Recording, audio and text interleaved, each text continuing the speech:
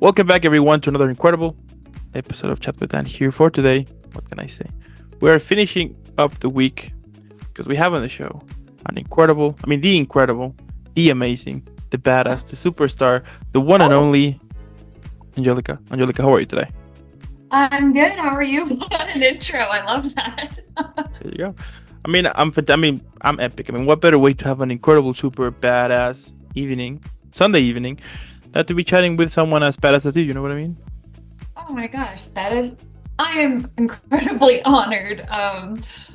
Yeah, I should take you wherever I go. Sounds like a plan to me.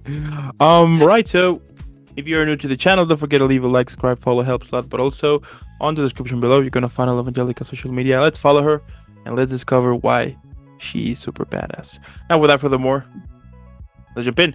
So, I want to start this whole conversation by throwing out the first question, which is, what inspired you to pursue music in the first place? Was there, I don't know, do you remember like the first song or moment that basically sparked your passion to be like, you know what, this is what I'm gonna do now? So there's like a few answers to that question. I think I was kind of always destined to be in music. It's just a bunch of things kind of started to fall into place and line up. So when I was younger, when I was about 13, I was writing music myself, like just penning lyrics about my day. And I began songwriting, like seriously songwriting, when I was 13. And I like to call it Taylor Swifting my way through high school to get out all of my angst and when you're either being bullied or you have those boys that didn't love you back or you know so much when you're 13. But it became a goal of mine and a practice of mine to write at least a verse and a chorus or something about my day every night before bed. So I still have the notebooks that started kind of that journey for me. And it's really cool because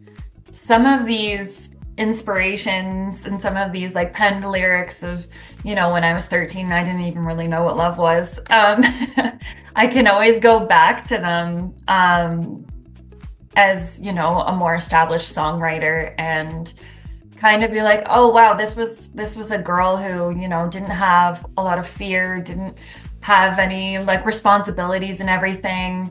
But I can kind of take that like younger me and the directions that I was writing about, and now with my lived experience, kind of make that, a little bit more mature and a little bit more like what I am. So that was really cool to find that notebook just before I went to Nashville for the first time. And I actually just grew up in a musical family. So I've been singing ever since I could talk. I've been in musicals since I was in grade two. But I would say the big moment was during the pandemic. I have a voice coach named Amanda Kind who I have been working with for over 10 years, I would say at this point. And we were working on all different kinds of songs. She always said to me, you have that kind of like country twang to you. You have more of that kind of sound. And I said to her, I actually have been writing a lot of country songs since I was little. And she was like, "What?" And I was like, "I'm a little nervous to share these with you, but like, I mean, I kind of want to do something with this. Do you think I could?" And she had a lot of connections within the industry. And so I showed her one of my first songs and she was like, "Angelica, what are you doing? Like you should be pursuing music. Like you are great at this." And so I've learned a lot of different tools along the way. And finally during the pandemic, I took the leap. There you go, epic start. I love it. And tell Mhm. me, how was your experience in high school? I'm curious. Ooh. It's funny because I would say I'm definitely somebody who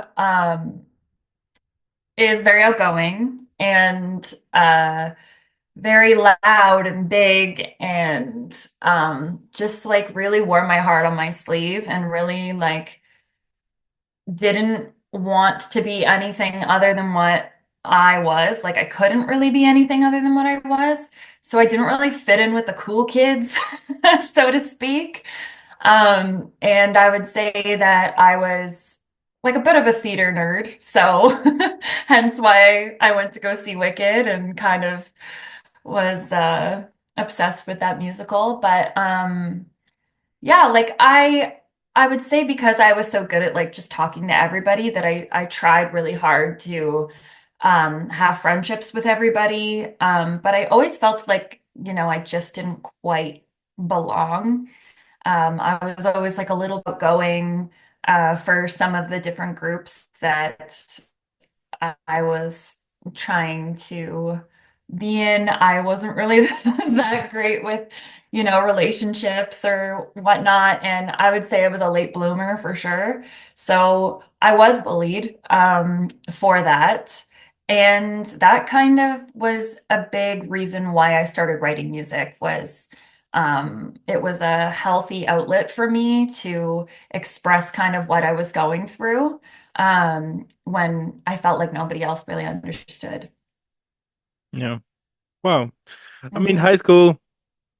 high school is just high school basically, right? I mean, it's stuff. It's a funny, interesting time when I don't know, when you just don't know what the hell you're doing. You think you do, but you don't because, you're super naive and everything, and you think you are that you know the answers of everything or things like that. But as time goes by, you start to understand that, what?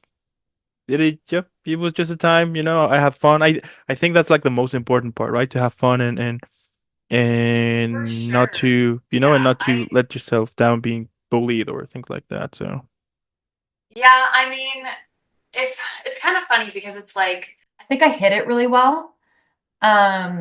And so nobody really knew except for in my journal.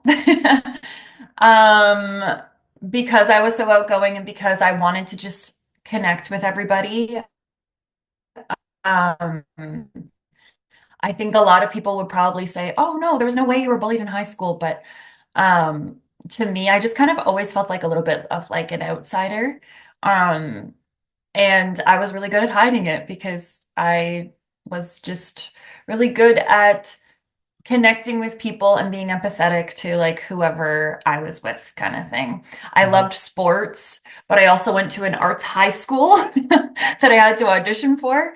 So it was like I always had that like weird, quirky, artsy gal in me, but I also was like a very sporty person. Like I played soccer at a very high level. I played volleyball.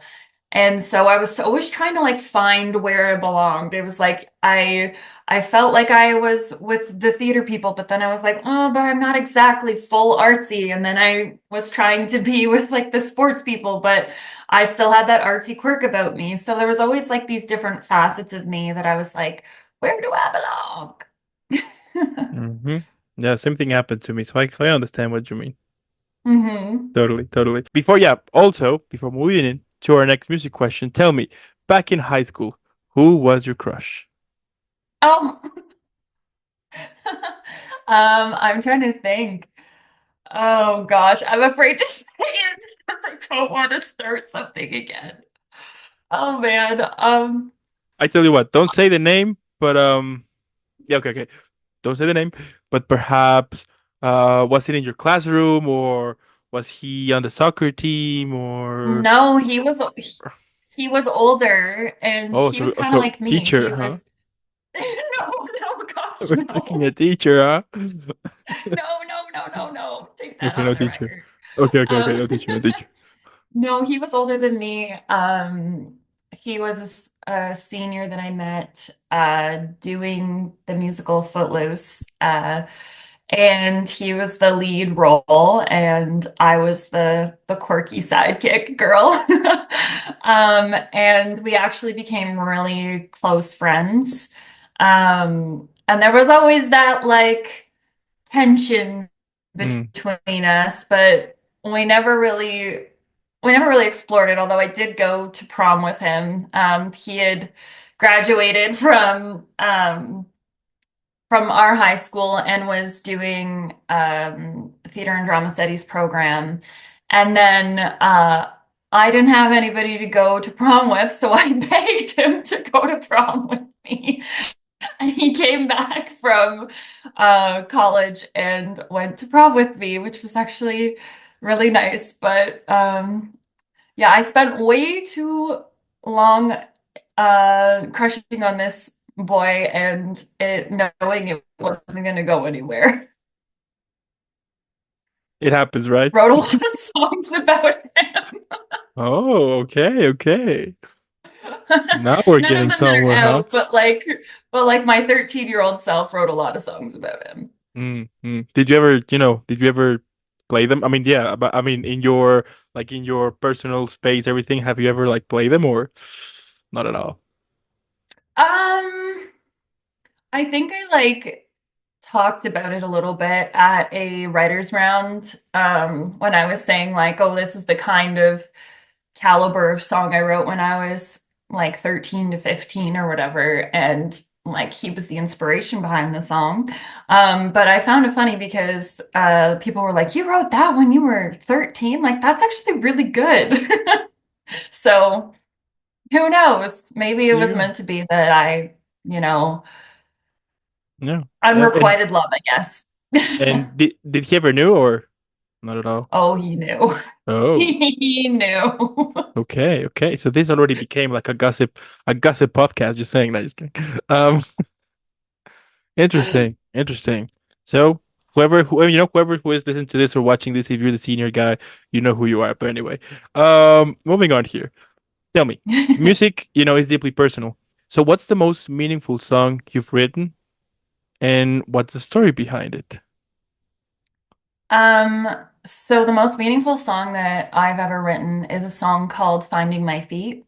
And it's a song that is actually going to be coming out in the new year. The first song I'll release in the new year. And it is quintessentially my story. I got into a really serious car accident 2 years ago where I was struck by a truck on the 401. And because of that, I suffered a brain injury because my concussion was so bad. And I got out of the car like in confusion that day, and I was almost struck again as a pedestrian. But luckily, there was this like good Samaritan who wrapped his arm around me and brought me to safety.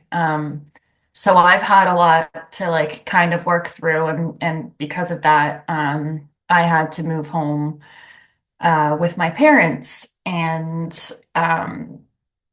that's not really that easy because it was kind of the first time that I would say I really felt truly independent. I was living alone in my own apartment. Like I had the main level of a house, and it felt like it was like my space. It was where I wrote all of my songs in my first album. It was All You Have is a 500 square foot um, apartment or space that my parents gave me where I'm basically learning how to talk again. I'm learning how to find what's next. I had to quit my job.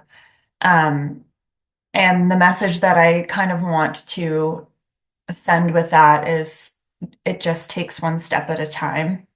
And sometimes when you get ahead of yourself, it can put you into um, a place of depression or anxiety. I now suffer from post-traumatic stress disorder.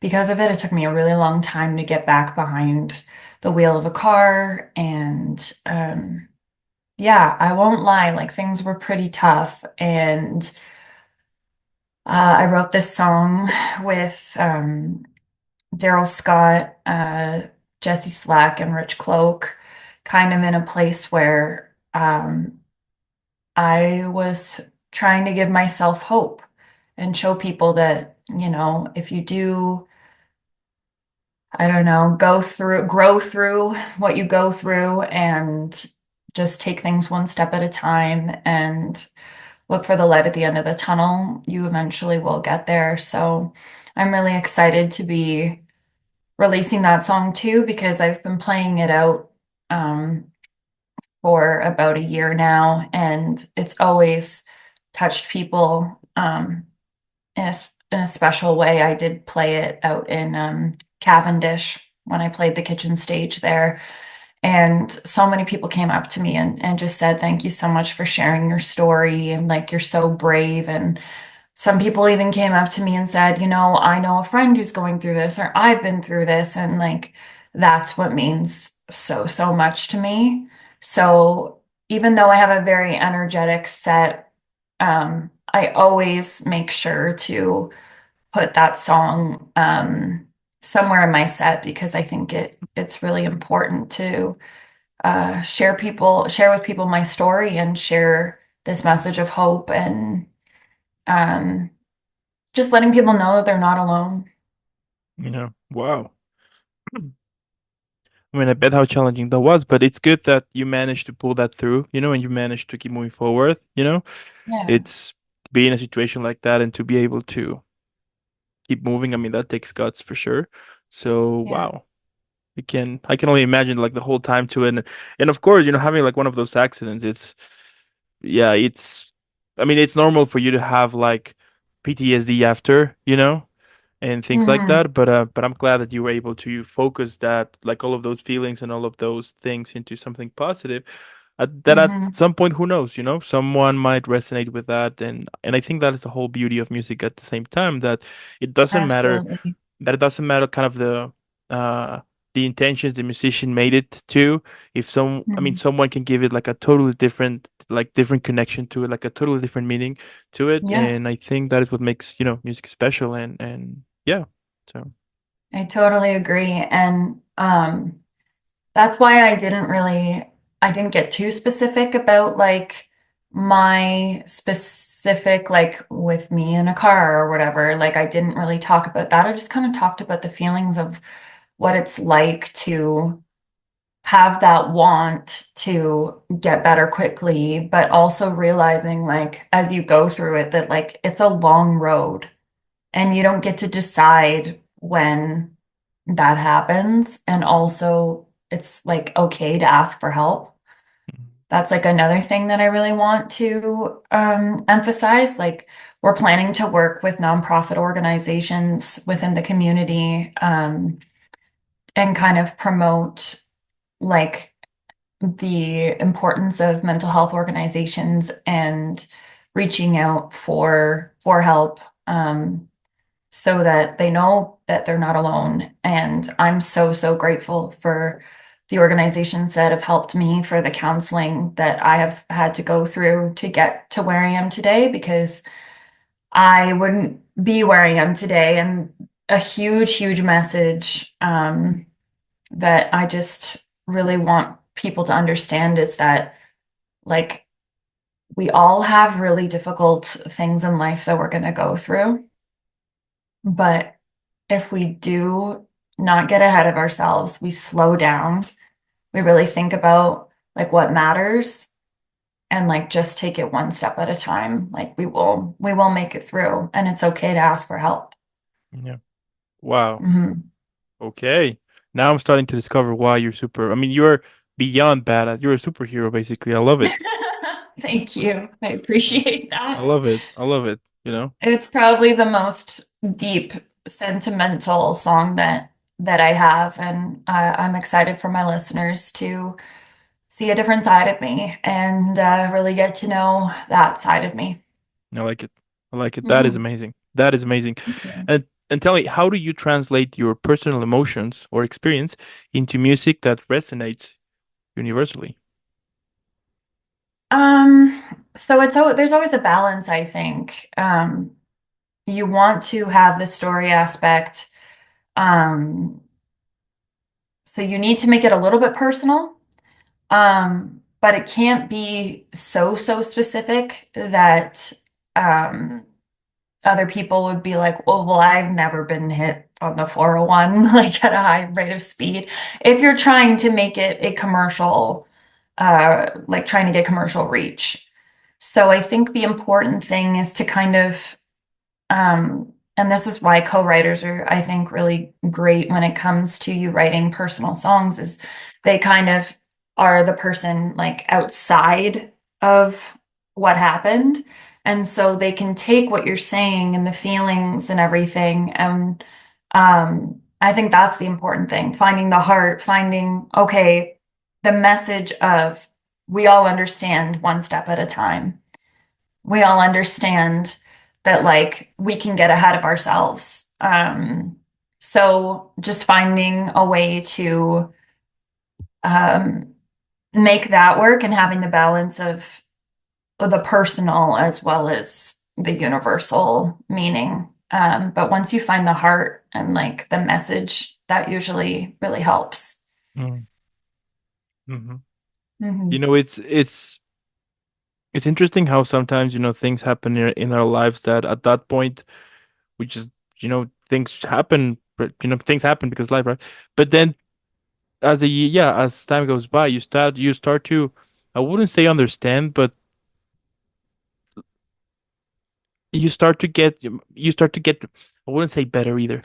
What I'm trying to say here is that you that that due to that you are able to discover more about yourself somehow, and if you manage to put it on something positive, you are able to create something with it, and turning it Absolutely. and turning into something that someone at some point might be feeling or might be having or something similar like that.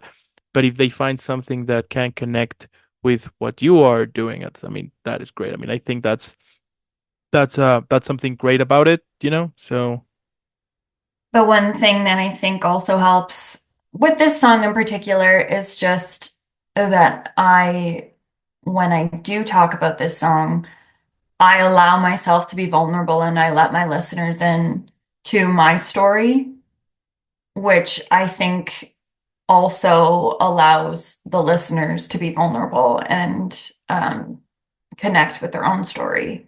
and I think being vulnerable, it's good. I think it's something that you need to do. I mean, some people try to hide it and everything, but have discovered through my life and my experience that it's okay to be vulnerable. It's actually Mhm. it's positive, it's healthy, for you to be vulnerable and to actually show your real emotions to it, and not let yourself hiding to them because at the end, those emotions, if you don't manage to release them every now and then, if you just keep them there, at some point they're gonna get stuck, and then they're gonna connect with something else, and you're gonna explode basically due to the whole emotion thing that you were keeping and keeping and keeping. So it's okay to Yeah. be vulnerable and just express yourself and show how you feel, and so. Yeah. And I would say that like I'm just starting to kind of like prepare my listeners for to take this journey with me, because I'm slowly releasing songs that get more and more vulnerable and more share my story. And especially with the song I just released, Best Behavior, I'm kind of, breaking this like mold of what people probably saw in me is that like, oh, she's just the good girl, she's just the happy place girl. And it's like there's so much more to us and there's so much more when we're like trying to figure out who we are and the habits that we're trying to break. And the reason I say the habits we're trying to break is that um my EP that is coming out, my sophomore EP that's coming out is called Breaking the Habit. And it's all about all of these different stories about things that, I've kind of experienced in the last little while, especially in my healing journey. That I'm like, this has taught me so much, and this is helping me be a better person, breaking these old habits. So I'm kind of slowly getting deeper and deeper with my audience. I like it. I like it. That is amazing. Yeah. And tell me, once you have the idea and you start, with this whole process of creating a song, right? Tell me, what is your favorite part? Do you like the whole songwriting process or the composing process? And what would you say that, or at least to you, has been like the most challenging part?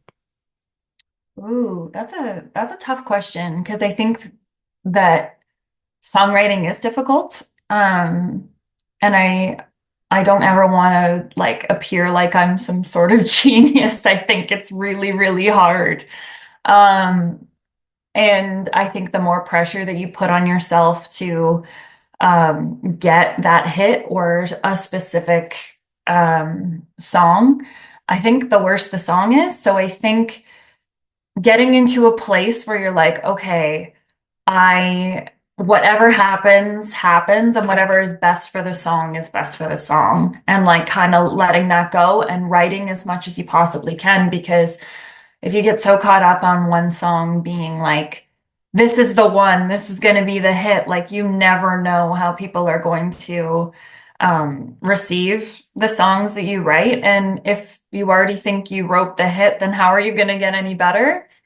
And I think like surrounding myself with people who are better than me at songwriting or who I deem are better than me only helps me grow as a songwriter. And I think I really like that would be one of my favorite parts of songwriting is like when I have this idea and I'm like struggling with, okay, I have a melody. Like melody is usually what comes to me first. And I'm working with somebody who's a great lyricist, like my friend David Madras, who I write a lot of my songs with, or Rich Cloak. And they just kind of can understand like where the melody like is mirroring with the lyrics, and that is just a really cool feeling. You're like, so I'm feeling something like this, but I don't have the right words for it. And when they're able to like kind of read your mind, that's just like a really cool part of songwriting, I think. Just jumping on each other's ideas and figuring out what's best for the song. So in a way, it's the best part, but in a way, it can also be the hardest part. Yeah. Yeah. I mean, Mhm. it's a journey, basically, and it's a Absolutely. process. And now that we're talking about that, tell me how, like, yeah, like what happens when you face a creative block and how do you push through it? That's tough. Um, so the only thing that makes me think of is like when I had all this time off, from my car accident. I was like, why can't I write? Like, I have all this time. I don't understand. But I felt like I was just like, no, you need to slow down and you really need to like figure out what it is that you really want to say. Um, and sometimes that means you just have to come back to it. So it's like you're not giving up, but like sometimes you just need to take the pressure off. So with my song Best Behavior, for instance, it was like a 2 years in the making. We wrote it in Nashville and we were having a blast and we had all of these like really funny, crazy lines. And we were like, you know what? Just get it out because this is kind of like the bones of it. We love the melody, but we're not too sure where we want the lyrics to go or what the story really is, but we know we really have a cool idea here. And so I took some time and I was like, I love this melody. The audience loved the melody. And I was like, okay, so we do have something really good here that has potential. But I actually sent it out to a lot of like trusted mentors, and they were like, I think you're missing the heart of it. Like it's very you in the sense that it's quirky and in the sense that, but like, what are you really trying to say here? And I think like taking the time, editing and editing and editing, until we found like the exact right words was so important. And like just kind of releasing the like need or the expectation that like we had to write a song and it had to be complete and it had to be the full version in that 3 hours, the first 3 hours. I think so much of the power is in the edit because you can come back and like for instance when we came back 2 years later, because I was like, I am recording this song. I love the melody. It's very me. I love this part. I love this part, but we need to fix this part. And it wasn't until I had like a true life experience or lived experience of what was actually we were trying to convey in the song that I was like, oh, this is what the song needs to be. So with best behavior, for instance, it's like it's not this like super, I mean, it can be quirky, but it's not like this super quirky thing of like, oh, I don't have to be on my best behavior. Like, I'm going to go skinny dipping. No, it's actually like, it's more so that you not being perfect or you not trying to be like this good girl or whatever, or like stay in this certain box is actually something that's going to help you grow. And this person is showing you that it's okay to have flaws. It's okay to, you know, color outside the lines a little bit. And they show you a different part of you that you didn't think you had. And that is probably one of my favorite parts in the whole song is like you see the best in my worst, you see the good in my bad, you see the parts of me I didn't know I had. Like that is the heart of the song. And everything else around that is just like all those different feelings of like, oh, this is actually risky, like to go and do this, but then you're also like have the push and pull of um like I still want to be this like good girl, but I also am like so like exhilarated by this new way of looking at things or like by, quote unquote being bad. And I find it really funny because after seeing Wicked today, I was like, this kind of mirrors the message I was trying to say. Like, what does it mean to be good? What does it mean to be bad? And like, what is it? Because sometimes what people deem as bad could actually be good, and sometimes the opposite. So yeah, I'm a very deep person underneath all of this quirky stuff. So I kind of tried to put those two things together and then we created magic. There you go. And that's why you're Mhm. badass. I'll take it. There you go. And how do you balance staying true to your artistic vision while meeting industry expectations or trends? That is tough. I think the more that I do this, honestly, the more that I play live and the more that I connect with my fans, followers, listeners, um, and listen to like what it is that they really like about my music or that they really like about me, the more I realize that I can't be anybody else other than myself. Um, and if I ever have that like ick feeling about something and it doesn't feel like authentically me, I I can't head in that direction because it honestly comes across as inauthentic. And um sometimes that can be uh like I would say I'm not the most put together or like um how do I say this? Like play by the book type of person.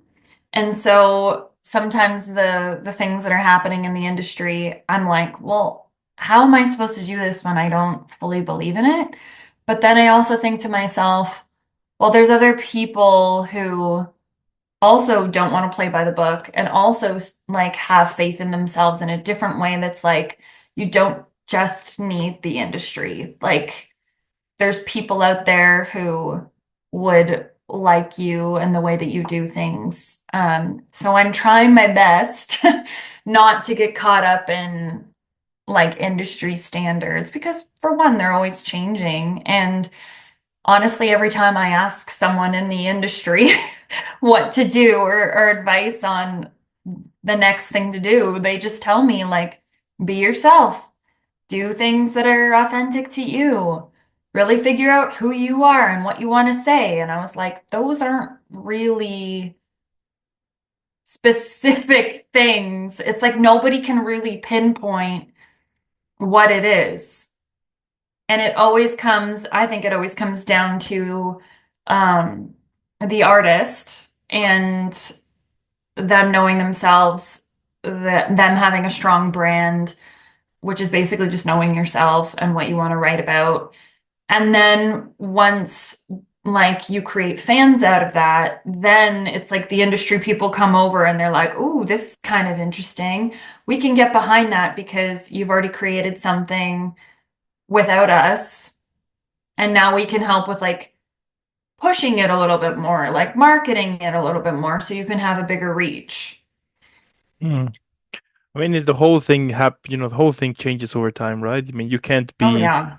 you can't just be always on top on the what on what's trending, what's not. I have also discovered that it's just better Hmm. for you to stay real on your own, do your thing that you like the most, and whoever wants to come along through this journey you're creating, fine, because Absolutely. we have seen it, with musicians a few times that they are true uh with their creative process, and then in order to gain fame or things like that, they totally switch it to what's trending, and then you can totally hear it, and then somehow it doesn't connect the same way as before, Yeah, so I I think the whole agree. message to it is to stay real on your own, and don't let yourself change for something that might be trending at that point, because at some point you might face something that you don't support at all, or you just don't like it, and that's fine. So. Absolutely. And I've had a friend who has been in the industry for a while, and he's of the firm belief that it's kind of like roulette. And one of these days, the spinner is going to land on you, and you're going to be the new trend or whatever. So you better be the best version of you when it does land on you. Because if I was to go out and try and be, let's say, Megan Maroney right now, I would have to dye my hair blonde. I would have to like, do everything so differently, but like it would come across so not me because I'm just so far away from what she is. And she's great of her own right, but like I don't know. That's why I always hear people say like, "Oh, you could be the next Shania, you could be the next Lainey Wilson," but it's like even Lainey and Shania had to pave their own path to be like who they are, right? Mm-hmm. And I try to Mm-hmm. always remind myself of that. It's not always easy, but Yeah, yeah, I think just the it's way more it of the is. fans. Yeah, just and now that we're talking about a little bit about the what's trending and everything, tell me how would you define success as a musician, and has that definition has changed over the time? Oh yeah. I think in the beginning I was all like bright-eyed and bushy-tailed and um saw success as honestly whatever people were deeming was successful. And I guess what was trending or like numbers and all of that stuff. And I would say that like the more that you do it, the more you realize a lot of it is smoke and mirrors. Um, and I've learned to honestly stop. It's really, really hard because it's something that I think I struggle with, and I think a lot of women in this industry struggle with is comparison. But I've been trying to write down mini goals that I have um, and kind of taking like the small wins. Like every time, it's like the one step at a time thing. Like every time I can cross something off of that list, like that's a success for me. Um, and I think like I would rather do it my way and like who I am and the stories I want to tell and to the people who genuinely are fans of me and are listeners of me and do care about who I am than having like super duper high numbers and it's not really real and there's not really like a fan base behind it or um so I think like forgetting about the numbers which is really, really hard, especially because so much of what industry looks at is the numbers. Um, but unless those numbers are a reflection of like how many butts you can get in your seats at your shows or how much merch you're selling, like it's really hard to really see what actual success is. Um, and I think it's different for everybody. I think I'm still kind of trying to figure that out, to be honest. Um, I'm trying to change up kind of old beliefs and heading into a place where I focus more on me getting better each year and booking bigger shows and hitting the kind of milestones that I want to hit. Like one of the things I wrote down as a milestone was I wanted to get on an Apple playlist. And I was able to do that, which was amazing with best behavior. And then I was lucky enough to have them recognize best behavior as one of Canada's country best songs of 2024, which is just like, holy crap. Like that wasn't a goal of mine because I thought it was way ahead of me. But the fact that I got it, I was like, okay, when you start to see the things you can accomplish, you start to think bigger. And even if you don't get to that point, like let's say tomorrow or in the next year, like eventually having those goals, you will be able to hit them as long as you keep doing what you're doing. Mm-hmm. Yeah. Yeah, I think the key to it is to just be honest with yourself, and enjoy the process, a lot of actors have told me that it's not a sprint, Enjoy the Yeah. process. It's gonna take time. Sure, it's gonna take time. There is no such thing as success overnight or things like that. So Yeah. it's better if you just stay real with yourself, enjoy the process, create things here and there, and at some point you're gonna make it for sure. I mean, that is what everyone who has make it already keeps telling. That just Yeah, they keep doing, keep doing, keep doing, and then at some point you're gonna make it. It's gonna, something is gonna boom blow, yeah. and there you go. I think it is like how long you can stay in the craziness. Hmm.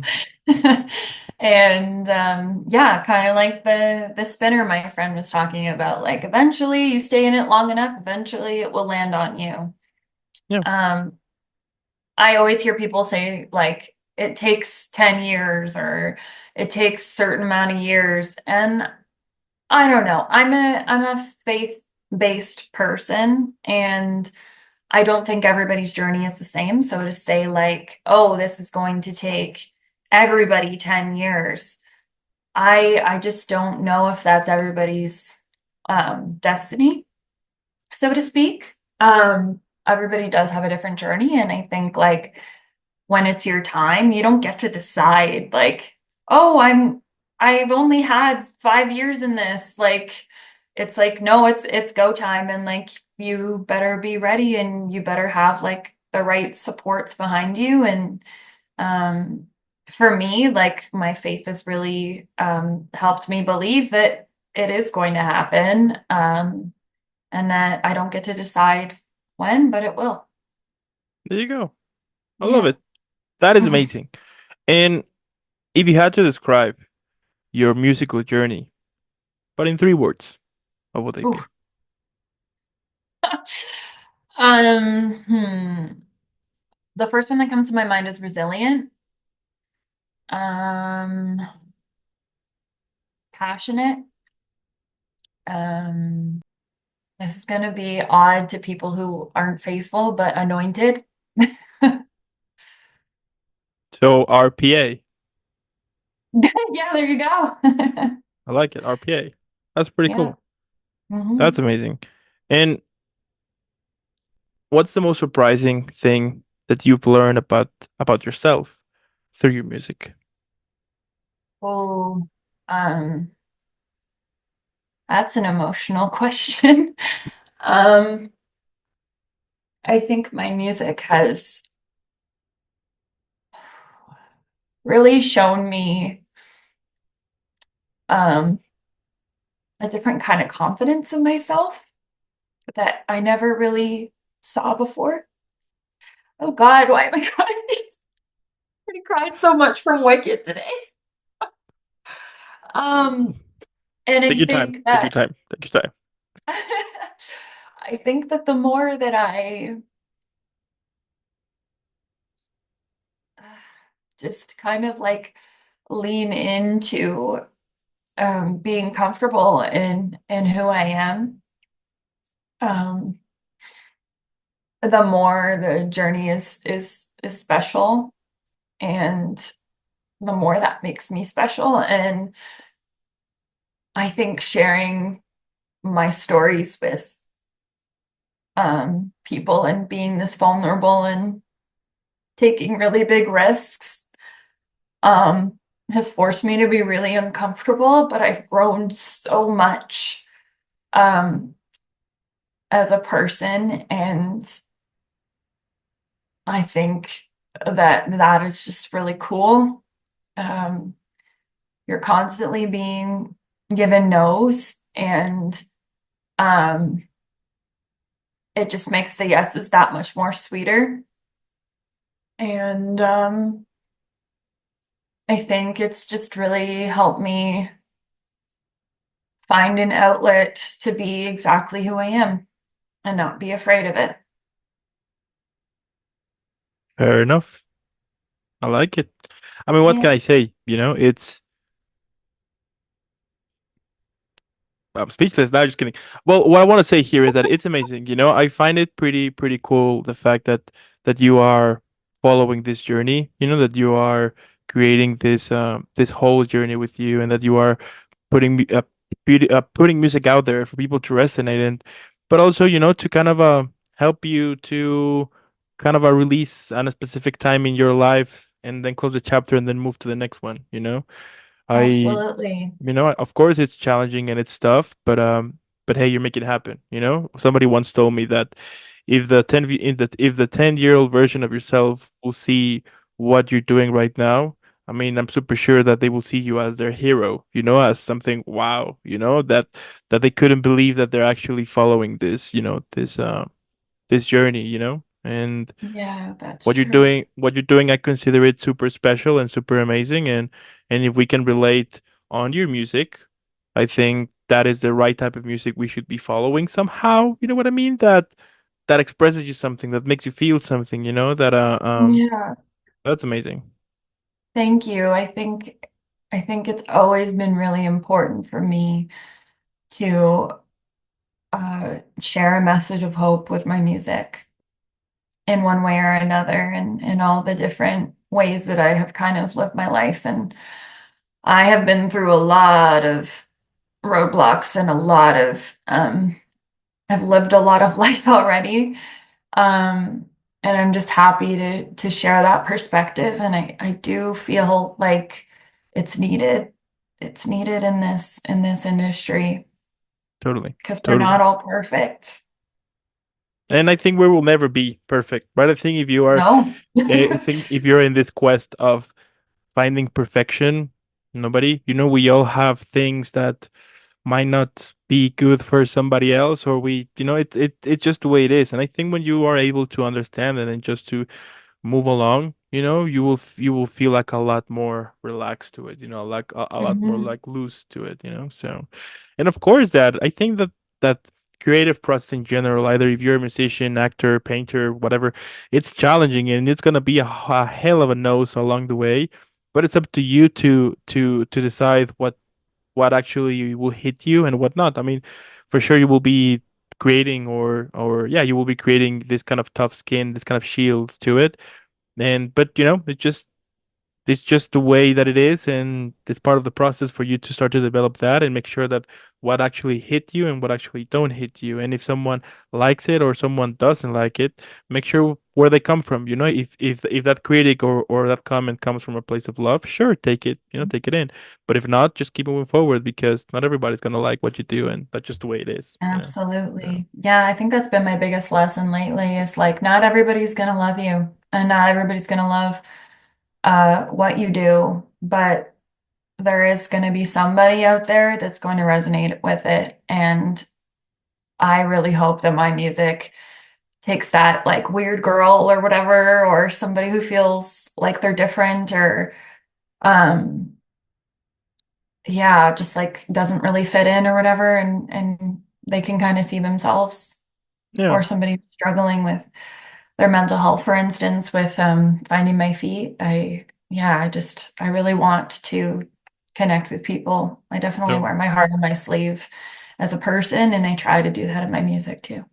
totally. I mean, I'm Mhm. super sure the high school year version of yourself would give you a hug and tell you you're super badass of what you're doing. That would be wicked. She, yeah, she'd probably be like freaking out.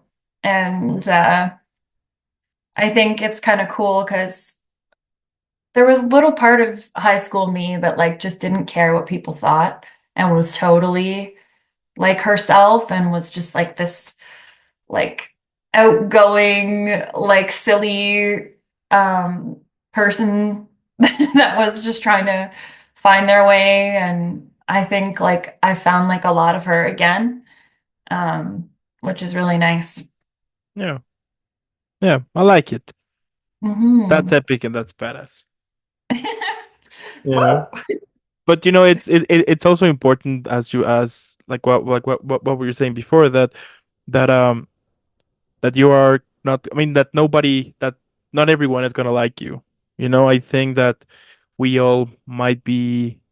Yeah, I think at some point we all go through that time, which is make sure everybody likes us. But the more you try that, the less people start to like you because you're not honest to it. You know what I mean? Yeah, I mean, I yeah. have discovered that lesson over the years that somehow you're like, no, everybody needs to like me, but as time goes by and you get older, you're like, no, and that's fine. They have their Hmm. reasons why they don't like me, and that's totally fine. And I will just keep moving forward and actually appreciate those who actually like me from what I really am, and not this Yeah. facade or image that I try to portray in order for everybody to like me, because it's not you. And at some point, you're not gonna like it, you're gonna hate it, and it's gonna be even Yeah. worse for yourself. You know, I think that is like that's like the whole beauty of life itself. That sometimes it will Hmm. give us lessons to it, but it's up to us to actually listen, to actually Yeah. listen what the lesson is and to determine what way are we going to take in. For sure, there's going to be a consequence. That's normal, but just the way it is. So, yeah, Yeah. epic, epic. And Deep tell me, stuff. deep stuff. We're talking a lot of deep stuff here. I love it. That's okay. Mm. I'm a pretty deep person on top of I being mean, super we silly. we So starting out all bubbly and happy with high school, and then we just became like a little bit dark here and a lot of emotions going on here. Wow. This is that's a okay. it's That's a who I roller coaster am. ride. I like it. Yeah. Hmm. Now I discover more why you're super badass and a superhero. I start to get it more and more. Thank you so much. I get it. Thank you. And tell me, what legacy do you hope to leave behind with your music? Oh, You know? dang. Um, that is like I think everybody wants to be like the Shania Twain of our generation where, her songs live on forever. Yeah, I think it'd be really cool to just have that kind of an impact where like different age groups can find something invaluable in your music, and somebody plays your song at a wedding like 20 years later. I think that would be really cool. Um, I think like me as a person and the kind of vulnerability I bring to my music and kind of just like the like interesting perspective that I have, I hope that that will allow other young country artists to be just as brave, and not give in to the whole I have to be whatever the trend is, or I have to say all of these really perfect things that aren't going to get me in trouble, or um, yeah, I think like if I can just be an example of hope and lightheartedness and really not taking everything like I know we've like gone really deep, but not taking it so seriously in the sense that like you don't really have to filter yourself as much as you think. Um, yeah, I think that would be a cool legacy for sure. Yeah, but isn't that just great? Knowing that that years and years and years and years are gonna pass. One day, I mean, one day we're all gonna die for sure.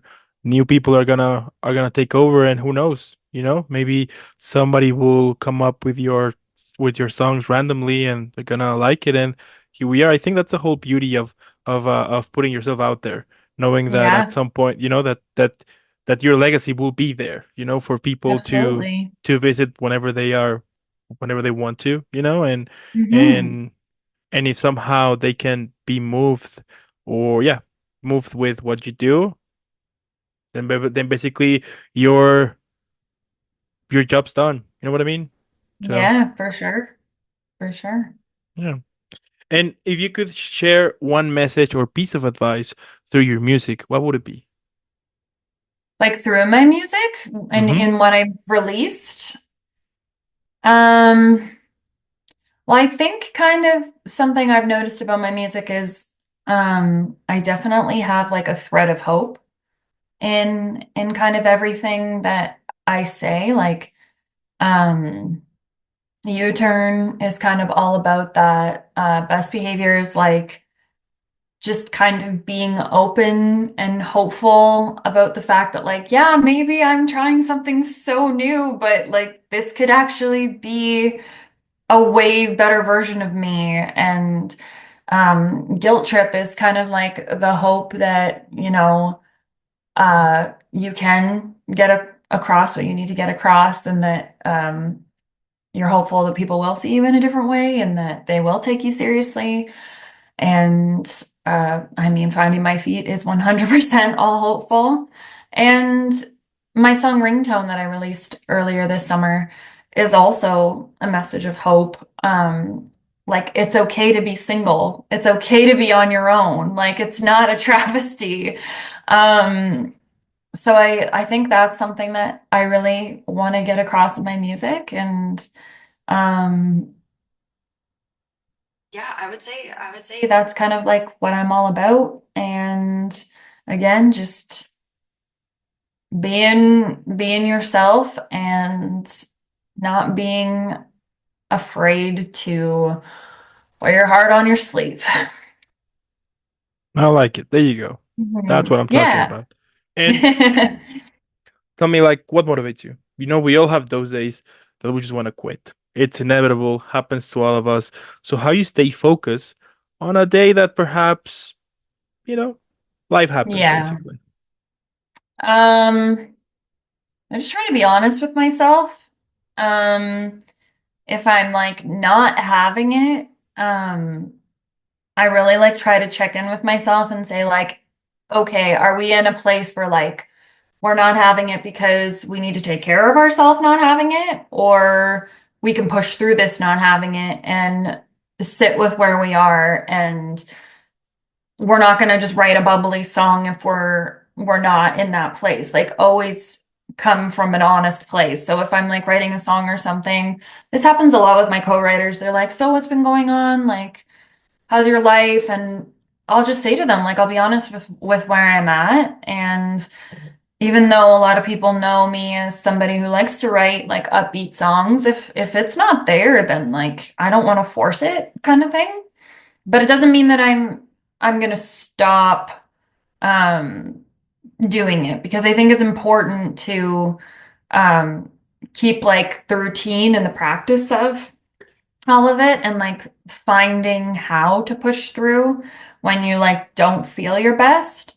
But there is a difference between that and like being so burned out where you do need a break. So I think like just being really honest with myself in those cases. I think I've learned to know when to say no. I've learned when, it's kind of maybe just like my anxiety or something telling me like a lie and that I'm not gonna be able to do it or whatever. And then just having those tools to help me through, whether that's um, like prayer affirmations that I have, or like I have certain things, like certain routines that I do before a show, or um, getting into a specific headspace. I think when you have the tools and the routines and you do them consistently, you can get out of those funks. So for me, like I always, like before a show, I always have the same vocal warm up that I do. And that like helps me get into that place. Um, I have like a prayer affirmation thing that I do if I'm like feeling anxious before a show. Um, when it comes to songwriting, if I'm like not there and not feeling creative at all, I do this thing where I do object writing. Um, you go objectwriting.com or whatever and say they have the word like corn, and then you just write for 10 minutes all about the different senses of corn. So you're like, oh, I'm in the field and this is what you see and this is what you smell and this is like a story it reminds you of. And so like that opens up kind of like your creativity and kind of lets you dump all the crap out first. So that when you go into a writing session, for instance, you kind of have more of a clear mind, and you're already getting those creative juices flowing by thinking in that way. Okay. I'll take it. I mean, as I was saying before, we all have those days, just the way it is. Yeah. There you Oh, go. goodness. But again, I think it's really important to know the difference between like having one of those days where you just don't feel like doing it, but you really should push through. And also like the burnt out, like I need to take care of myself. I think Totally. that's important to know the difference. Totally. Yeah, when I do have one of those burnout days, I just turn my phone off, watch something or play with my dog, something totally opposite, Absolutely. to kind of disconnect for a little bit. And it's actually in those moments when you get inspired back again, when you're like, oh, okay, Exactly. I get it why I'm doing this. So it's important to take breaks now and then and to, as you were saying, to make sure that you are start to differentiate of like why you feel like that. So Hmm. yeah. Yeah. I I do the same. I'll do something completely different than music. Sometimes it's just like going for a walk. Um, or like reconnecting with my nieces and my nephew over FaceTime, just like kind of getting out of that headspace. And then sometimes it's like in those moments you have a conversation with someone and you're like, oh, there's an idea. And then you write it down and then you're like, okay, I've kind of like given myself some space and like now I feel inspired and I can get back to it. I've always said if you're not living life, then how can you write about life? Hmm. Because then you're just writing from like a vacuum, basically. Yeah. And then Yeah. it's not authentic. Yeah. Yeah, and I think that's why Best Behavior worked out so well with all the edits and why we were so like, nope, that's not it yet. I had to go live what that is in order to actually be able to tell it properly. Hmm. Mhm. Hmm. Okay. And as we are closing to finish off this year, Christmas is coming and all of that. Tell me, how would you describe with just one word 2024? Woo. Just one word. Uh, growth Oh, okay. I'll or take it. epic. Growth or epic. Yeah. Okay. Fair enough. And I'm uh interested to know though what how you would describe your 2024 and also what you were planning to do for Christmas. I'm a big Christmas person. okay. So how would I describe 2024? Deep. No, no, Ooh. no. Ooh, no, no, no. I would go. I wouldn't know. Yeah. I would go emotional. Ooh, all right. 2024 was, I think, one of the most emotional years of my life for sure. Mm-hmm. Yeah, for sure. Yeah. And for Christmas, well, I do. I mean, for Christmas, just stay, be with family, have a dinner and everything. But not gonna lie, I do have a tradition on Christmas. That every Christmas I will watch one film which is Die Hard. I think for me that is like a Christmas film, so I will watch that film just once, enjoy it, and then I'll just say I'll see you next year. And that's what I and that's kind of a tradition of mine that I have. Um, Nice. and with my family, usually we just, spend time, have dinner, play some board games or have fun, things like that. Nice. And for the next day, have like this exchange of presents and just nonstop eating, basically. Yep. And yeah, decorating the house and everything. That is what I do enjoy a lot, decorate it and put like Christmas stuffs and things like that. I used to have a Christmas ugly sweater, but I lost it. I don't know how, but it's lost, But I might get one for this year. We'll see. But anyway, so yeah, that's my Christmas plan. What about you? That's awesome. Now you've opened up a can of worms with the whole Die Hard thing being a, a Christmas It movie. is a Christmas film. The last year I was having this conversation. I was like, you know what? Let's finish this. Let's finish this conversation. I ended up setting up a poll. Like, do you think Die Hard is a Christmas movie? Yes or no? And actually, more people said yes. I was like, there you go. We finished It this does argument. happen on Christmas Eve, so yeah, I'll give it to you this time. But I know Yeah, that that's a controversial topic. it is a controversial topic, but yeah. So that's kind of a So I'm excited actually to watch the film again because I do watch it only on Christmas and like the usual stuff, Home Alone, things like that. But Die Hard for sure, it's on top. So Nice. So my family has a tradition where every Christmas Eve we do a big dinner. And when I say big dinner, it's like a big dinner. We're Italian, so it's like, whew, a lot of hmm food. And then we do what's called like Santa Steal or Naughty Santa or whatever. We each buy a gift of like yeah, $25, yeah, and yeah. I know it. then I know the game. and Yeah, my yeah. family gets pretty intense in it. Like it was pretty crazy the last couple of years. And that's always fun. And then I'm actually really excited because my sister, my oldest sister, and her boyfriend, they're in Montreal and they didn't get to come home last Christmas. So they're coming home this Christmas and I'm really excited about that.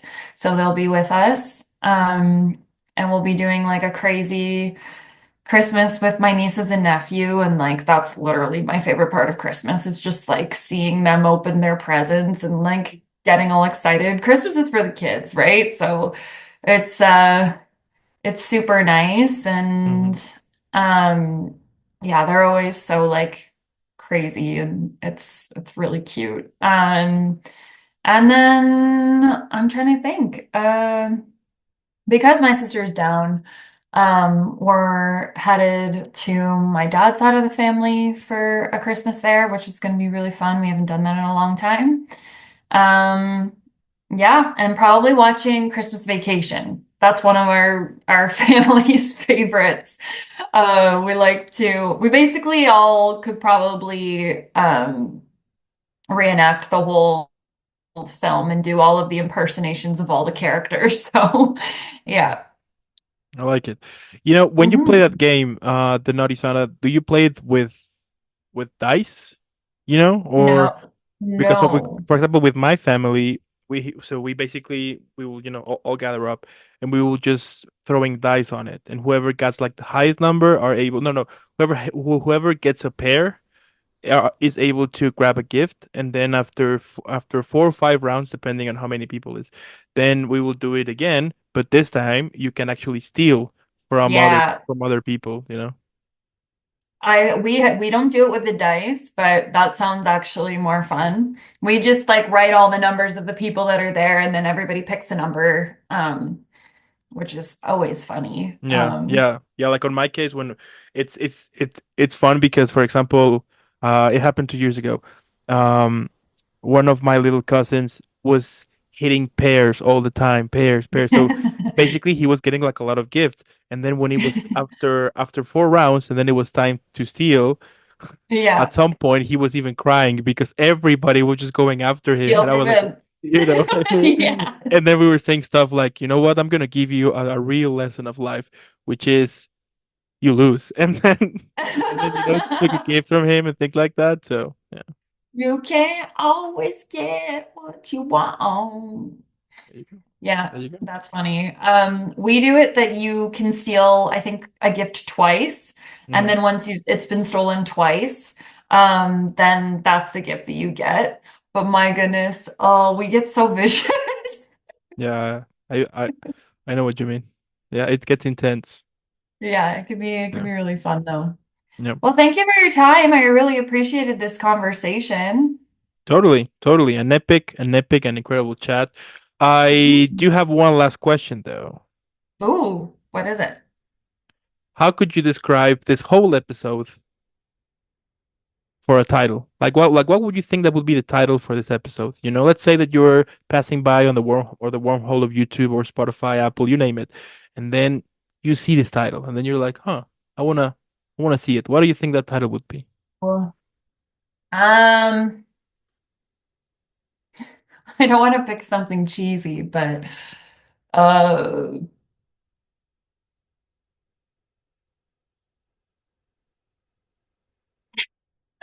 no, I can't say that.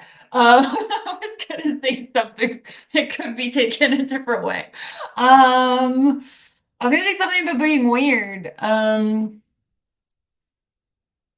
okay to be weird or stay weird with Angelica Appelman. Stay weird? Yeah. Yeah.